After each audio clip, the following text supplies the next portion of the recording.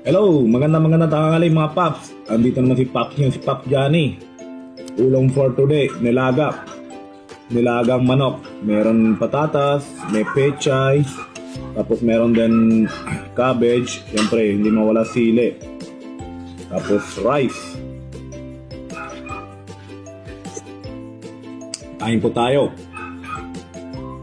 Maraming salamat sa Diyos sa pagkain. So, ngayon, kasama ko, ayan ako si Simi. Gusto niya kasama sa video. Sabi niya, sige, kakain siya, oh. Kain rin siya gulay. Diba, Simi? Kain siya patatas. Kain ka gulay para mahaba buhay, diba? Ano ka, mga shoutout ka sa mga Paps Johnny. Mga shoutout. Oh, hi ka, hi. So, bali Paps, pasensya na kung hindi ako na live kanina umaga na habang luto. Kasi sobrang busy kasi marami ako naluto kanina na mga biryani rice, tsaka mga masala, mga chapati kasi dun mahirap kasi magawa yun. Mahirap kasi magawa yung ganon, di ba? Kaya sobrang busy kami na asawa ko, naluluto. So, maraming salamat sa nag-order sa akin ulit sa supportan nyo. Nag-order ng mga Indian food. Malaki bagay po sa akin yung sa akin po gano'n ang sinasportan nyo ako sa mga kahit sa small business ko. So na yun, pang lunch lang muna ang luto natin. Dinner hindi na kasi alam niyo naman linggo, bukod pa sa linggo, di ba, malapit na Pasko, marami ng mga pasahero sa labas na hintay. So kaya naisip ko, mabiyahe muna tayo. Kasi kailangan ng mga customer, mga rider sa labas.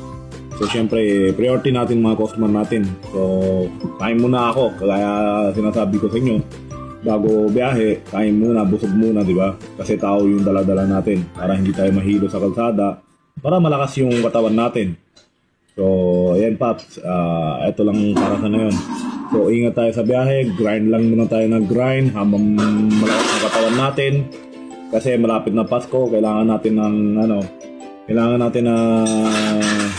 mga, alam niyo naman, mga pambili ng mga regalo sa mga bata, mga di ba? Dami gastos di ba? Maraming gastos na yun, gawa ng mga Pasko, di ba?